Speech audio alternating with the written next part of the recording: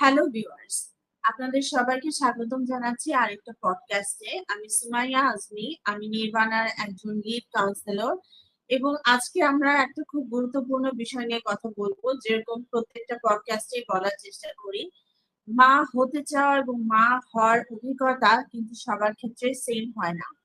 কারো কারো ক্ষেত্রে বন্ধ্যত্ব বা ইনফার্টিলিটি আসলে একটা রিয়ালিটি এবং এই রিয়ালিটি ট্রানজিশনের মধ্যে দিয়ে যখন কেউ যায় তখন তার মানসিক অবস্থার যে অবনতি হতে পারে বা হয় সেটা আসলে খুব অস্বাভাবিক না। এবং এই কারণেই আপনাদের এই পডকাস্টটা করা, যেন আপনাদেরকে আমরা সচেতন করে তুলতে পারি। ইনফার্টিলিটি প্রসেসের মধ্যে দিয়ে যখন কেউ যায় তখন তার মধ্যে স্ট্রেস, এনজাইটি বা নানা রকমের আনসার্টেনটি এবং কোয়েশ্চেন আসতে পারে। হালাল হবে নাকি হারাম হবে, করা উচিত হবে, ফলাফল কি হবে, কস্ট কেমন হবে, সবকিছু মিলে আমরা আসলে খুব বেশি এটা নিয়ে নেগলেক্টেড একটা অবস্থায় আছি। আমরা যেন আরো নলেজেবল হতে পারি, আরো জানতে পারি এবং স্পষ্ট ধারণা রাখতে পারি, সেটার জন্যই আসলে আমাদের এই এপিসোডটা। এবং আমাদের এই এপিসোডে আছেন নাহিদা আক্তার ইমু, যিনি ইনফার্টিলিটি ট্রিটমেন্ট এক্সপার্ট কাউন্সিলর হিসেবে কাজ করছেন। এবং উনি আমাদেরকে বিভিন্ন কোয়েশ্চেনের অ্যান্সার দিয়ে জানাবেন যে আমরা মানসিক অবস্থার মধ্যে কিভাবে যাই যখন ইনফার্টিলিটি একটা প্রসেস চলে, এবং এই প্রসেসিং এ উনারা কি ধরনের অফার করেন হেল্প আমাদেরকে। আসসালামু আলাইকুম। আমি নাহিদা আক্তার ইমু, আছি ইনফার্টিলিটি কাউন্সিলর হিসেবে। আমার অনার্স মাস্টার্স সাইকোলজির উপরে করা এবং চাকরির সুবাদে ইনফার্টিলিটি জগতে পা রাখা এবং সেখানে ইন্ডিয়া থেকে ইনফার্টিলিটি কাউন্সিলর হিসেবে ট্রেনিং প্রাপ্ত হয়ে প্রায় ৩ বছর যাবৎ আমি ইনফার্টিলিটি কাউন্সিলর হিসেবে আপনাদের সাথে আছি এবং এখন নির্বাণা ওয়েলনেসের সাথে ইনফার্টিলিটি কাউন্সিলর হিসেবে কাজ করছি। Right, thank you Nahida. So আসলে আমাদের এই ইনফার্টিলিটি বা বন্ধ্যত্ব নিয়ে অনেক রকমের ধারণা আছে। তো তুমি কি আমাদেরকে সংক্ষেপে একটু বলতে পারো যে ইনফার্টিলিটি বা বন্ধ্যত্ব বলতে আমরা আসলে কি বুঝি? আচ্ছা, ইনফার্টিলিটিটা বা যদি আমরা বাংলায় বলি বন্ধ্যাত্ব হচ্ছে সন্তান জন্মদানের অক্ষমতা। যদি আমরা দেখি ৩৫ বছরের নিচে যেসব দম্পতিরা আছেন, তারা যদি দীর্ঘ ১ বছর আ নিয়মিত অনিরাপদ যৌন মিলনের মাধ্যমে যদি সন্তান দানে ব্যর্থ হয়, তারা মূলত ইনফার্টিলিটি সেক্টরে যুক্ত হয় এবং ৩৫ বছরের বেশি যেসব দম্পতি আছেন, তারা যদি ৬ মাসের মধ্যে নিরাপদ নিয়মিত যৌন মিলনের মাধ্যমেও যদি সন্তান দানে ব্যর্থ হন, তখন তারাও ইনফার্টিলিটি ইনফার্টিলিটি ডক্টরদের সাথে কথা বলতে পারেন কিংবা ইনফার্টিলিটি ডক্টরদের সাথে কথা বলে পরবর্তী প্রসেস গুলো কি হতে পারে সেই ব্যাপারে তারা জানতে পারেন। এবং ইনফার্টিলিটি জগতে মূলত ৩ টা প্রসেস থাকে।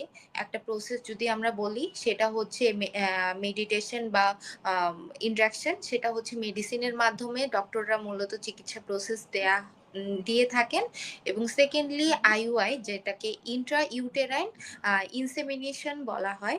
এবং থার্ডলি যেটা বলি সেটা হচ্ছে আইভিএফ, যেটাকে আমরা বলতে পারি ইন্ট্রাসাইটোপ্লাজমিক স্পার্ম ইনজেকশন, এটাকে ইক্সি বলা হয়। আর আইভিএফ যদি বলি তাহলে কি ইনভিট্রো ফার্টিলাইজেশন বা আইভিএফ বা ইক্সি করা হয়ে থাকে। সো নাহিদা, তুমি 35 বছরের একটা কথা তুলছো।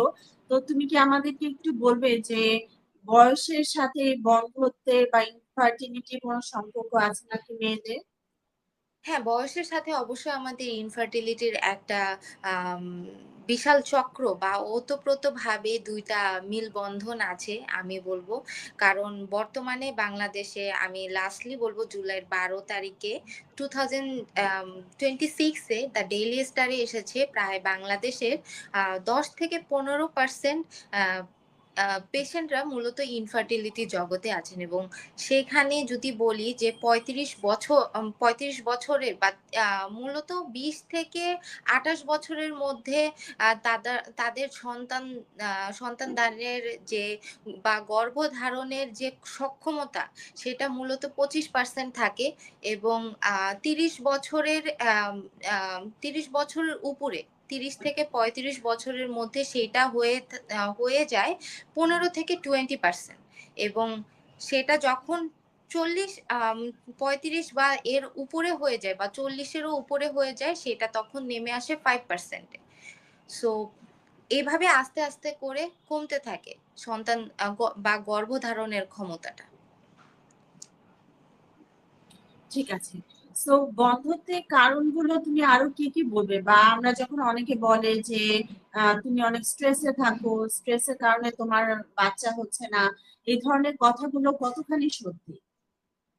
ইনফার্টিলিটিটা মূলত আম মোটামুটি ২ দিক ক্ষেত্রেই হতে পারে। একটা হচ্ছে লাইফস্টাইল ফ্যাক্টর, আরেকটা হচ্ছে জেনেটিক ফ্যাক্টর। জেনেটিক ফ্যাক্টরের মধ্যে থাকতে পারে যে ক্রোমোজোম অ্যাবনরমালিটিস কিংবা হচ্ছে জেনেটিক ডিজিজ থাকতে পারে। এবং যদি আমরা লাইফস্টাইল এরিয়া বলি, সেটা এইজের একটা ডিফারেন্সিয়েশন থাকতে পারে, বা ড্রাগসে আসক্ত বা স্মোকিং এ আসক্ত, বা দেখা যায় যে সেক্সুয়ালি ট্রান্সমিটেড অনেক ধরনের রোগ বা ইনফেকশন জাতীয় জিনিসগুলোও থাকতে পারে। সো এগুলো নিয়ে মূলত ইনফার্টিলিটি জগৎটা হয়। এবং ইনফার্টিলিটি জগতে যে আমরা সবসময় মেয়েদেরকে দায়ী করে থাকি। প্রায় বেশিরভাগ সময়, সবসময় বলব না, প্রায় বেশিরভাগ সময়। কিন্তু এইটা মূলত আম যেমন নারীদের ক্ষেত্রেও 30% আমরা বলবো, এবং পুরুষদের ক্ষেত্রেও 30% বলবো। এবং সেখান থেকে দেখা যায় যদি আমরা 100% যদি কাউন্ট করি, সেখানে নারীদের ক্ষেত্রে 30%, পুরুষদের ক্ষেত্রে 30%, এবং উভয়ের ক্ষেত্রে আমরা আম আ 30% বলতে পারি। এবং 10%, বাকি যে 10% থাকে, সেই 10% টা আমরা মূলত আম আন আ আনইন আ মানে ডিফাইন্ড করে থাকি। মানে সেটার কোনো কারণ বা কোনো কিছু আমরা পাই না আরকি। রাইট। নাহিদা, আসলে এই বন্ধুত্ব নিয়ে অনেক রকমের কুসংস্কার আছে, যেটা তুমি বললে যে মেয়েদেরকেই আসলে দায়ী করা হতো। তো আরো তো কুসংস্কার আছে, কেউ কেউ বলে যে আইভিএফ করলে অস্বাভাবিক বেবি হবে নাকি, অথবা অনেকে বলে এটা কি হালাল প্রসিজিওর নাকি, নাকি এটা হালাল না। তো সেক্ষেত্রে তোমার মতামত কি হবে? আচ্ছা। বাংলাদেশ যেহেতু একটা মুসলিম কান্ট্রি, সো আমরা সেলফ আইভিএফ টাকেই জোর প্রদান করে থাকি। এবং আপনি যেটা বললেন যে মা আইভিএফ এর মাধ্যমে অস্বাভাবিক বেবি হওয়ার চান্সেস কতটুকু? তো আমি বলব এখানে চান্সেস একদমই লো। কেননা আইভিএফ এ কোনো ডিএনএ রিলেটেড কোনো কাজ করা হয় না। এটা মূলত আ ইন ভিট্রো ফার্টিলাইজেশন এর মাধ্যমে কাজগুলো করা হয়। সো এখানে অস্বাভাবিক বেবি হওয়ার চান্সেস খুবই কম। অনেক সময় দেখা যায় যে আমরা কোনো দম্পতি বা নরমালি কনসিভ করতে গেলেও বা নরমালি কনসিভ করলেও সেখানে 4% এর মতো দেখা যায় যে ডাউন সিনড্রোম বেবি হয়। ফার্টিলিটির ক্ষেত্রে ডাউন সিনড্রোম বা অটিজম রিলেটেড বেবি হয়। তো সেখানে যখন 4% এর ক্যাটেগরিতে ওই ধরনের বেবি হচ্ছে, তো সেইভাবে সেম প্রক্রিয়াতে এখানেও সেম জিনিসটাই থাকতে পারে। কিন্তু তার মানে এই নয় যে আইভিএফ করলে অস্বাভাবিক বেবি হওয়ার চান্সেস আছে। আর যদি এটাকে আমরা হালাল বা হারাম কোনো কিছু বলতে চাই? এটা পরিপূর্ণ সেলফ রিলেটেড বা সেলফ স্যাম্পল দিয়ে করা হয়। সো এটা আলহামদুলিল্লাহ হালাল ওয়েতেই করা হয় আরকি। এবং আইভিএফ জিনিসটা যখন সেলফ স্যাম্পল দিয়ে করা হয়, তখন সেটা হালাল ওয়েতেই হয়। কারণ এখানে রাইট। ডিম্বাণু যেটা, সেটা হচ্ছে আম আম স্ত্রীরই থাকে, এবং শুক্রাণুর যে স্যাম্পলটা থাকে, সেটা একদম তার স্বামীরই স্যাম্পল গুলো থাকে আরকি। রাইট। Thank you. আসলে আমাদের অনেক ধরনের কুসংস্কার আছে, এগুলো সম্পর্কে আসলে আমাদের সচেতন হওয়া দরকার। তো এই যে জি। আইভিএফ এর যে প্রসেসটা, এটার থ্রুতে তোমরা কাউন্সিলররা একজনকে কিভাবে নিয়ে যাও, বা প্রসিজারটা কি হতে পারে, ফার্স্ট স্টেপটা কি হতে পারে? কেননা প্রথমেই যখন কেউ শুনে যে তার বন্ধুত্ব বা ইনফার্টিলিটি আছে, এটা কিন্তু প্রথমে একটা ধাক্কা। তো তোমরা হ্যাঁ, এটাকে হ্যাঁ। কিভাবে সামাল দাও? আচ্ছা, আইভিএফ প্রসেসটা সম্পর্কে আমি একটু বলতে চাই। কাউন্সেলর হিসেবে আইভিএফ প্রসেসটা মূলত যদি আমরা বলি, সেক্ষেত্রে ফার্স্ট এ মূলত হচ্ছে ওভারিয়ান স্টিমুলেশন হয়। দেন হচ্ছে আমরা এগ রিট্রাইভাল করি। দেন হচ্ছে আমরা ওই এগটাকে ফার্টিলাইজেশন করি। তার মানে হচ্ছে আ হাসব্যান্ডের স্যাম্পল কালেকশন দিয়ে ওইটাকে আমরা আ ফার্টিলাইজেশন করে ওটা এমব্রায়ো কালচারে রাখি এবং তারপরে গিয়ে আমরা এমব্রায়ো ট্রান্সফার করি।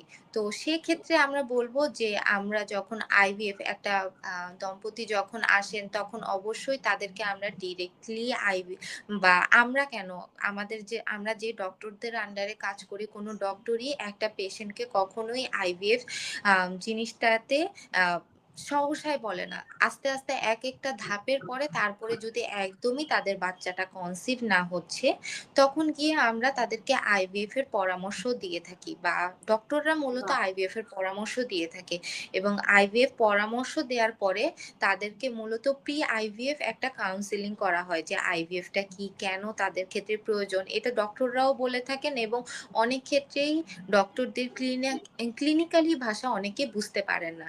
তো সেক্ষেত্রে তখন আমরা তাদেরকে সহজ ভাষায় আইভিএফ জিনিসটাকে বুঝাই এবং বুঝানোর পরে সেই জিনিসটা আ আ প্রি আইভিএফ কাউন্সেলিং এর পরে তাদের আইভিএফ চলাকালীন সময়ে এবং স্টিমুলেশন চলাকালীন সময়ে যদি কোনো সমস্যার সম্মুখীন হয়, কারণ আমরা কিন্তু ফার্স্টেই বলেছিলাম যে আম আ 10-15% পেশেন্টের মতো আ আইভিএফ এ আসেন বা ইনফার্টিলিটি জগতে আসেন। এই 10-15% এর মধ্যে প্রায় 70% মানুষের মূলত স্ট্রেস থাকে এবং স্ট্রেসের কারণে দেখা যায় যে আমাদের এক ধরনের কর্টিসল এবং অ্যাড্রেনাল হরমোন নিঃসৃত হয়।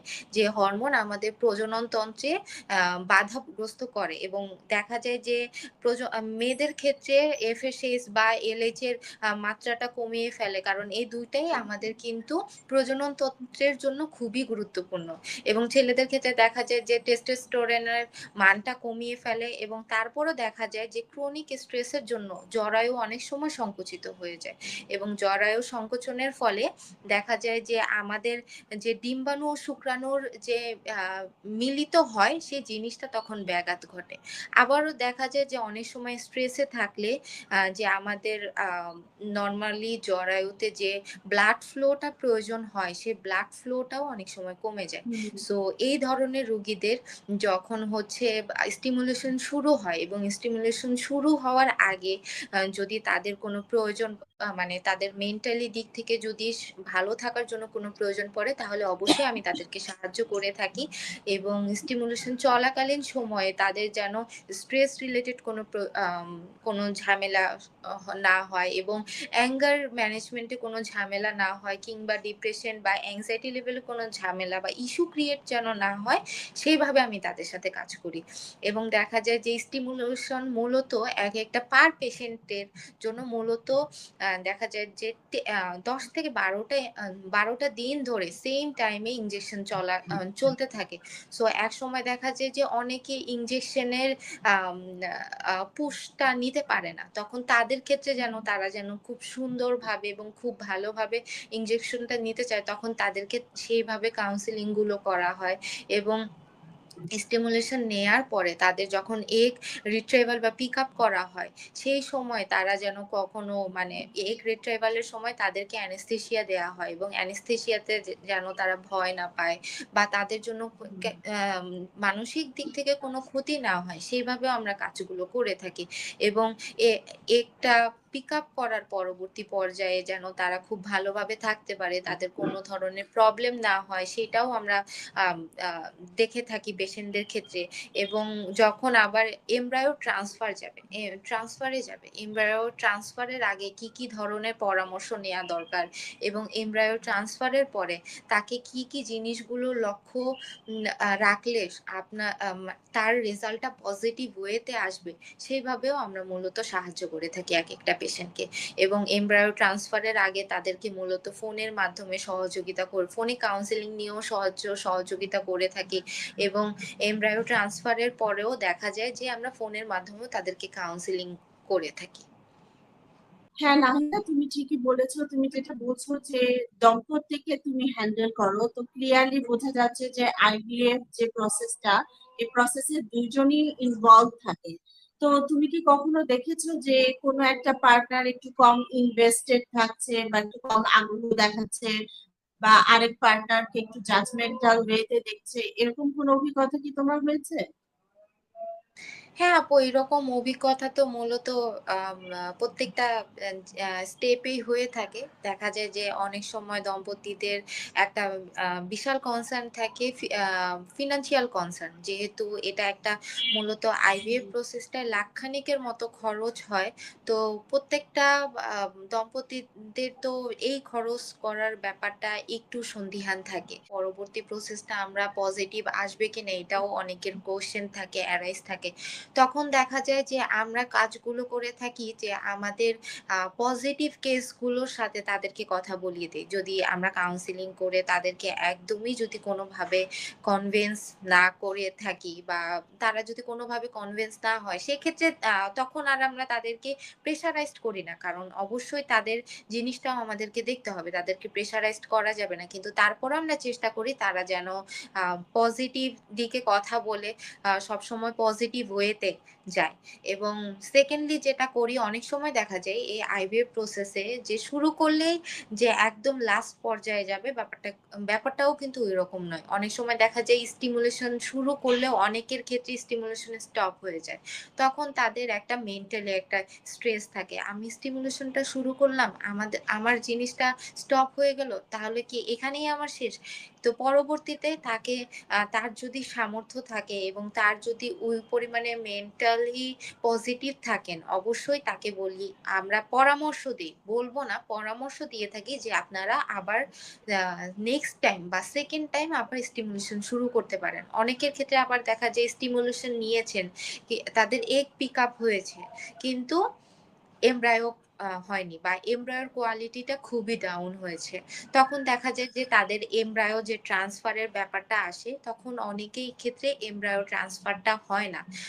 তো সেক্ষেত্রে তখনও তাদেরকে আমরা আশাহত না করে তাদেরকে গ্রিফ থেরাপির মাধ্যমে অবশ্যই তাদেরকে আহ, তারা যেন পজিটিভ ওয়েতে চেষ্টা করে যে না, ট্রাই করি। এবং অনেক সময় দেখা যায় যে ২ বার ৩ বার এমব্রায়ো ট্রান্সফারের পরেও বারবার নেগেটিভ হয়েছেন। এরকমও অনেক পেশেন্ট আমরা পেয়েছি।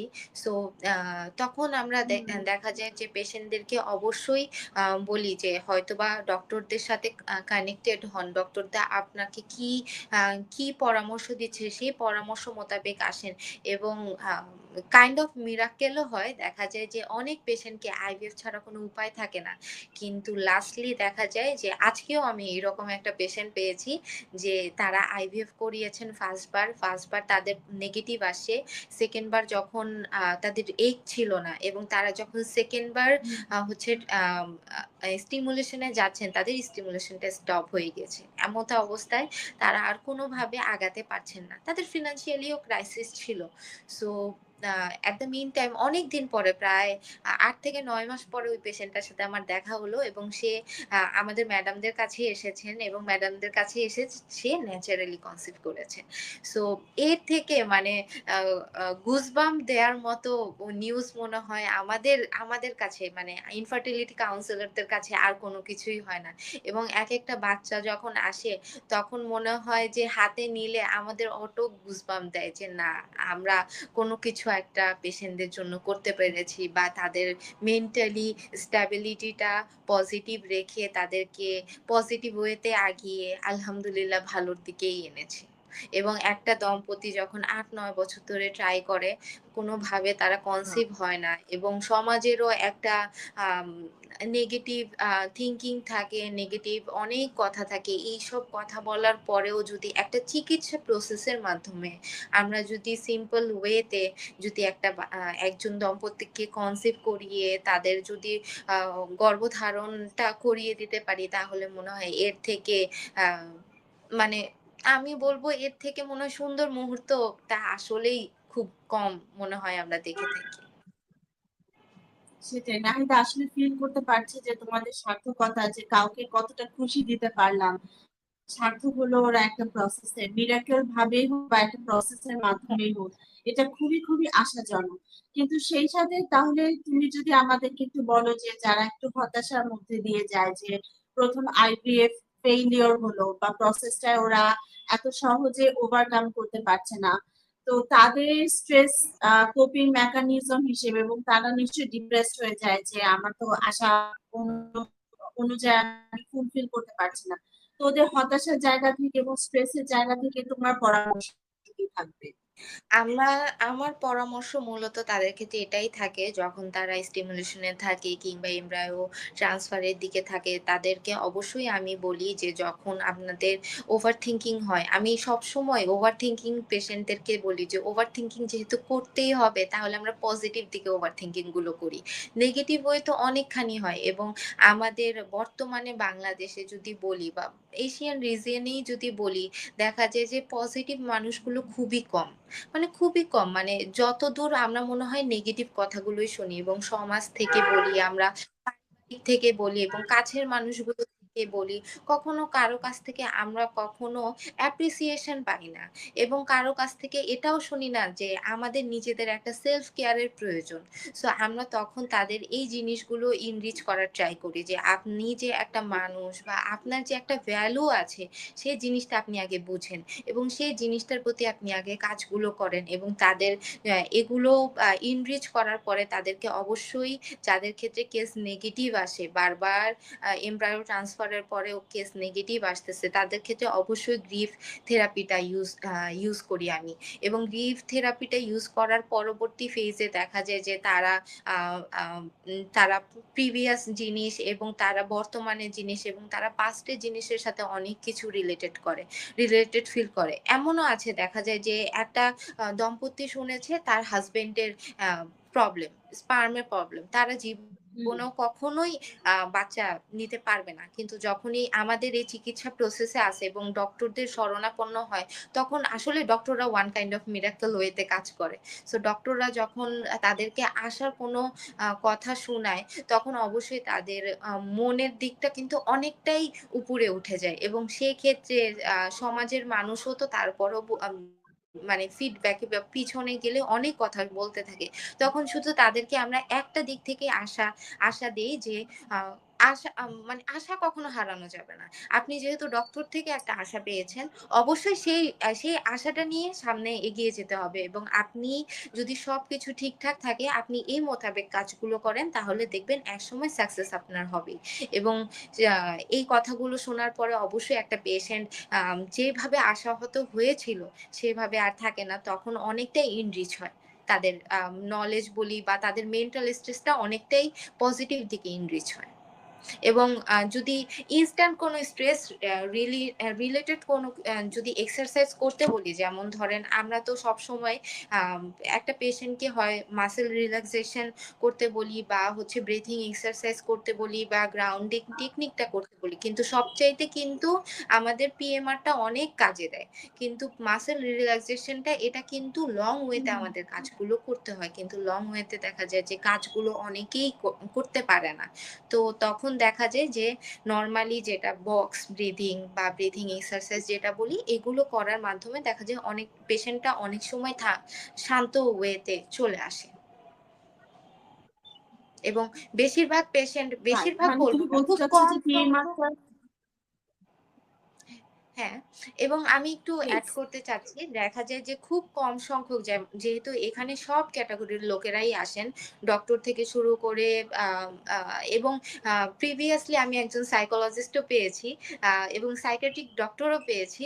আ সো এগুলোর সাথে, হুম, হুম, সাথে দেখা যায় যে সফটওয়্যার ইঞ্জিনিয়ার থেকে শুরু করে মানে কোনো ক্যাটেগরির লোকই কিন্তু এখানে বাদ নেই যে ইনফার্টিলিটি জগতে আসে না। মোটামুটি সব ক্যাটেগরির লোকেরাই মূলত এই সেক্টরটা যদি ফেস করতে হয়, তাহলে তারা ফেস করে থাকেন। তো সেই ক্ষেত্রে সবার ক্ষেত্রেই যে প্রয়োজন, ব্যাপারটা এরকম নয়। যাদের ক্ষেত্রে দেখা যায় যে প্রবলেমেটিক জিনিসগুলো অনেক বেশি অ্যারাইজ হয়, তখন আমাদের যে সাইকিয়াট্রিক ডক্টর গুলো আছে তাদের শরণাপন্ন হতে বলি। এবং যদি দেখা যায় যে ওভার থিংকিং এর প্রবলেম, যেটা আমি আগেও বলেছি যে ওভার থিংকিং যদি করতে হয় পজিটিভ ওয়েতেই করতে বলি।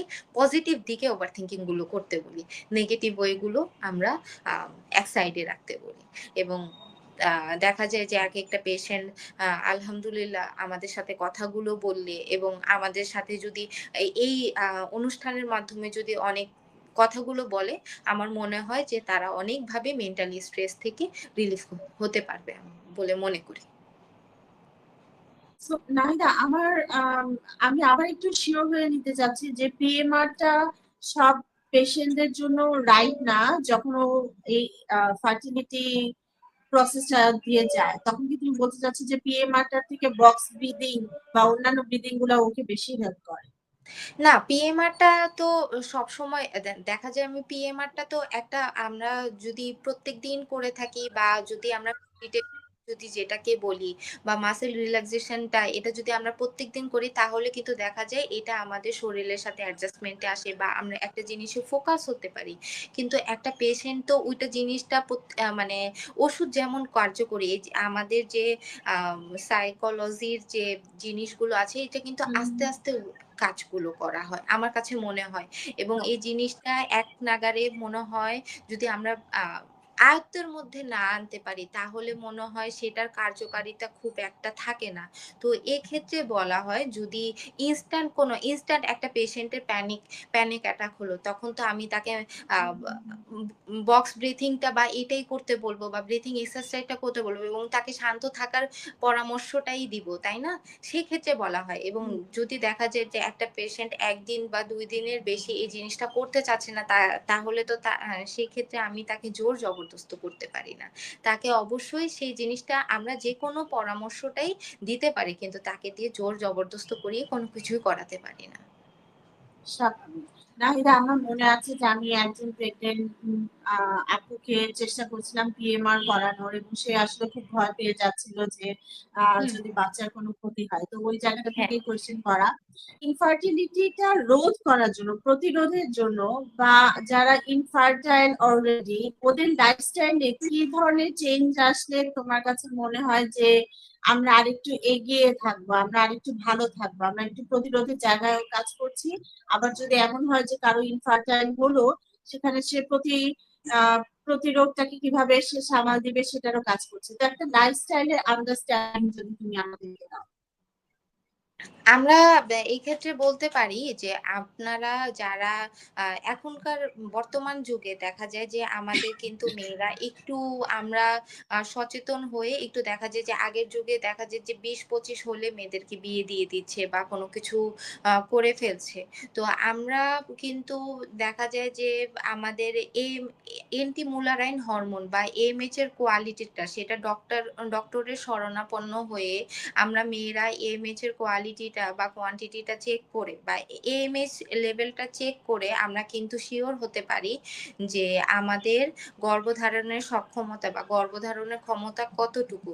এবং ছেলেদের ক্ষেত্রে বলব যে ডক্টরের শরণাপন্ন হয়ে ডক্টর যদি সাজেশন করে থাকে যে স্পার্ম একটা টেস্ট করে দেখতে যে তাদের ক্ষেত্রে কি ধরনের কিরকম গতি আছে এবং তাদের মোটিলিটি কিরকম, তাদের কিরকম কি এটা আমি বলব যে ড যারা ডক্টর আছেন অবস অ্যান্ড গাইনি বা ইনফার্টিলিটি জগতে যারা আছেন তারা বিবাহের বহির্ভূত বিবাহের পরে যদি ১ বছর বা ৬ মাসের মধ্যে কনসিভ না হচ্ছে তাহলে ডক্টরের শরণাপন্ন হয়ে ডক্টর যেইভাবে সাজেশন করে সেইভাবে কাজগুলো করে পরবর্তী প্রসেসে আগাতে। এবং আমরা বলব যে বর্তমানে কিন্তু বাংলাদেশে ইনফার্টিলিটি জগতে মোটামুটি ভালো চিকিৎসা পাচ্ছি এবং দেখা যায় যে আমাদের রিজিয়নে দেখা যায় যে সবসময় একটা থাকে যে ডক্টররা কথা বলতে চায় না। কিন্তু আমাদের এই ইনফার্টিলিটি সেক্টরে আমরা দেখলাম যেকোনো ডক্টররাই সেটা মেয়ে হোক, ছেলে হোক যেকোনো ডক্টররাই কিন্তু অনেক সময় নিয়ে এবং অনেক সুন্দরভাবে হুম। প্রত্যেকটা রোগীর সাথে কথাগুলো বলছে এবং তাদের কোনো ধরনের কনসার্ন থাকলে সেই কনসার্ন গুলোও শুনছে এবং তাদের কনসার্ন মোতাবেকে তারা কাজগুলো করছে। এবং আমার পরামর্শ এটাই থাকবে একজন ডক্টরের শরণাপন্ন হয়ে তার যে ধরনের টেস্টগুলো করা দরকার সেই টেস্টগুলো করে ডক্টররা যেভাবে বলবে সেভাবে কাজগুলো আগাতে। হ্যাঁ নাহিদা, সো আসলে তোমার কথা শুনে ভালো লাগছে যে এখানে কত আশা আছে, এন্ড অলসো হচ্ছে যে কতটা ধৈর্য নিয়ে আসলে কেয়ার করা হয়, কেননা তারা অনেক ভালনারেবল স্টেটে আসে, আমি এটা বুঝতে পারছি। তো তুমি যেহেতু এই অভিজ্ঞতায় আছো, তুমি এই ধরনের ক্লায়েন্টদেরকে হ্যান্ডেল করছো, তোমার কি কোনো সিগনিফিকেন্ট কেস যেটা তুমি কনফিডেন্সিয়ালিটি রেখে আমাদের সাথে শেয়ার করতে চাও, যে আমাদের দৃষ্টিভঙ্গি কতখানি চেঞ্জ হওয়া পসিবল এই কেসটার উদাহরণ দেখে? আমি এখানে দুইজনের কথা বলতে চাচ্ছি। এখানে ১ম এ একটা মেয়ের কাহিনী বলছি আমি। মেয়েটার নাম নাম বলব না। যেহেতু কনফিডেনশিয়াল ওয়েতে বলছি। আ মেয়েটার বিয়ে হয়েছে প্রায় ১০ বছর। আ মেয়েটার হাসব্যান্ড বাইরে ছিল। সো এই সময় মেয়েটার যতবারই, যেহেতু বাইরে যারা থাকেন তাদের হাসব্যান্ডরা মূলত বছর বা ২ বছর বা ৩ বছর পরে ৬ মাস, ১ বছরের জন্য, ১ বছর না, সর্বোচ্চ ৬ মাস বা ১ মাস বা সর্বনিম্ন ১ মাসের জন্য আসেন। তো তাদের কিন্তু প্রত্যেকেরই একটা আশা থাকে যে না, আমরা এসে হয়তোবা বাবা-মার বাবা-মা হব, বা পরের বার এসে বাবা-মা হয়ে এসে বাচ্চাদের লালন-পালন করব, বা আমাদের যে ইয়েটা আ আগাবো। পরিবারটাকে আগাবো। সো এইরকম একটা কেস দেখেছি যে ১০ বছর হয়েছে বিয়ের। তো মেয়েটার হিস্ট্রি আমি দেখলাম যে ল্যাপ্রোস্কোপি, হিস্ট্রোস্কোপি, আ এসএসজি মানে কোনটা, মানে যদি অবস অ্যান্ড গাইনির ভাষায় বলি, কোন টার্মই তার বাদ ছিল না। কিন্তু লাস্টলি ৮ বছরের পরে, ৮ বছর পরে গিয়ে ধরা পড়ে একজন ডক্টর তাকে হচ্ছে তার হাসব্যান্ডকে সিমেন এনালাইসিস দেয়। এবং তার হাসব্যান্ডের সিমেনে তখন প্রবলেম ধরা পড়ে। ধরা পড়ার পরে তারপর তারা ডক্টরের শরণাপন্ন হন, এবং প্রায় ১০.৫ বছরের পরে তারপরে তারা মোটামুটি আইভিএফ নামক প্রসিডিউরে গিয়ে তারা কনসিভ করে, এবং তারা আলহামদুলিল্লাহ একটা ছেলে এবং একটা মেয়ের বাবা এখন, আলহামদুলিল্লাহ। এরকম একটা কাহিনী আছে। এবং আরো একটা কাহিনী যেটা হচ্ছে তাদের আরেকটা কাহিনী বলতে চাচ্ছি। অ্যা যে এখানে অনেক দম্পতিরাই আসে। সো আ সবসময় কিন্তু মেয়েদেরই দোষারোপ করা হয়।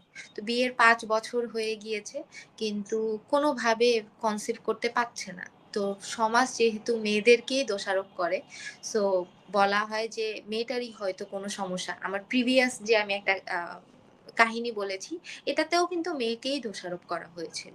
কিন্তু তারপরে গিয়ে ছেলেটার প্রবলেমটা ধরা পড়ে। সো এইটা যে কাহিনীটা, এটাও সেম ওয়েতে হয়। ছেলেটার প্রবলেম ধরা পড়ে। প্রবলেম ধরার পরে সে ছেলেটাকে নিয়ে কাজগুলো করা হয়। কাজগুলো করার পরে তারপরে দেখলাম তারা মোটামুটি আইভিএফ এ কনসিভ করে। সো এরকম অনেক কিছু বা অনেক ধরনের কেসের সাথে আমি মোটামুটি ৩ বছর ধরে কাজ করছি। Nahida, thank you so much. আমরা অলমোস্ট শেষ পর্যায়ে চলে এসেছি, কিন্তু একজন সাইকোলজিস্ট হিসেবে এবং যেহেতু তুমি এই সেক্টরে আছো, তোমার সচেতনতামূলক কোনো মেসেজ কি দর্শকদের প্রতি আছে? স্পেশালি হচ্ছে যে আমরা কিন্তু বাউন্ডারি মেনটেন করি না, আমরা অনেক সময় দেখা যায় যে মা, মানে জিজ্ঞেস করতে থাকি যে তুমি মা হবে কখন, মা কেন হচ্ছে না, কি হচ্ছে না হচ্ছে। তো ওই বাউন্ড আমাদের, তুমি কি মেসেজ দিতে চাও যে আসলে আমরা এই জিনিসগুলোকে আরো সেন্সিটিভলি ইমপ্যাথির সাথে কিভাবে হ্যান্ডেল করতে মা পারি? ডাক শোনাটার ভ্যালু কিন্তু অনেক, এবং মা যারা ডাকে বা ডাক না শুনে তাদের কিন্তু কষ্টও অনেক।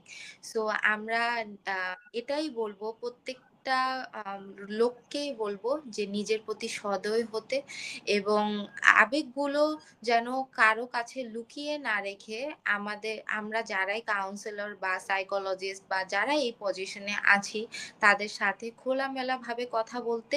এবং আমি সমাজকেও বলবো প্রত্যেকটা কাজে যেন তারা অ্যাপ্রিসিয়েশন মূলক কোনো একটা থট বা কোনো একটা উক্তি যেন আমাদের বিপরীত মানুষকে বলি।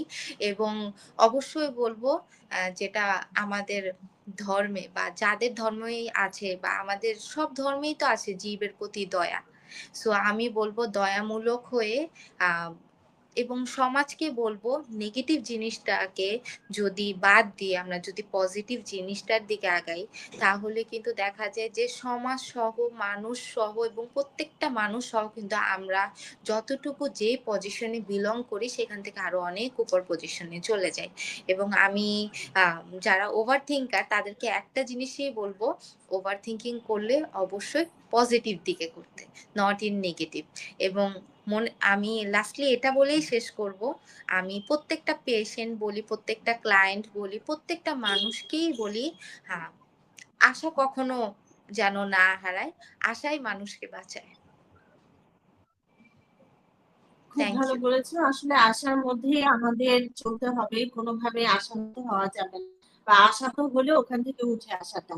এবং আমি দর্শকদের অনুরোধ করব যে ইনফার্টিলিটি যেহেতু অনেকের জন্য রিয়ালিস্টিক, ওই একটা সম্মান বোধ রেখেও যে আমি কতখানি বাউন্ডারিটা ক্রস করব, বা ক্রস করারও কিন্তু একটা সৌন্দর্য আছে, যে আমি কাউকে যখন হ্যাঁ, জিজ্ঞেস করছি, আমি কিভাবে জিজ্ঞেস করছি, কতবার জিজ্ঞেস করছি, বা এতবার জিজ্ঞেস করার প্রয়োজন আছে নাকি। বাট হ্যাঁ, অবশ্যই। অডিয়েন্সে আমি জানাতে চাই যে আপনারা যদি ফার্টিলিটি নিয়ে আপনাদের মানসিক স্বাস্থ্য যখন এটা নিয়ে কোনো ভাবে, প্লিজ ফিল ফ্রি আমাদের রিচ আউট করার জন্য। আমাদের এখানে এক্সপার্ট আছে, তারা আপনাকে সচেতনমূলক কথা বলতে পারে এবং আশা দিতে পারে, সেই সাথে প্রসেসটা স্টেপ বাই স্টেপে আপনাদেরকে নিয়ে যেতে পারে। নাহিদা, তোমাকে অনেক অনেক ধন্যবাদ যে তুমি আমাদেরকে সময় দিয়েছো, এবং তোমার মূল্যকে অনেক ধন্যবাদ। আশা করি আমাদের আবার কথা হবে।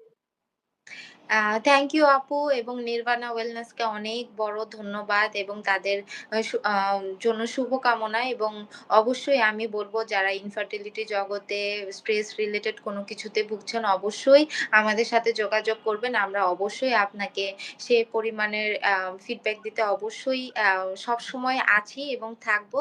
এবং আপু আপনাকে অসংখ্য ধন্যবাদ আমার আমার আমার সাথে এই প্রোগ্রামটা করার জন্য। Thank you. ধন্যবাদ।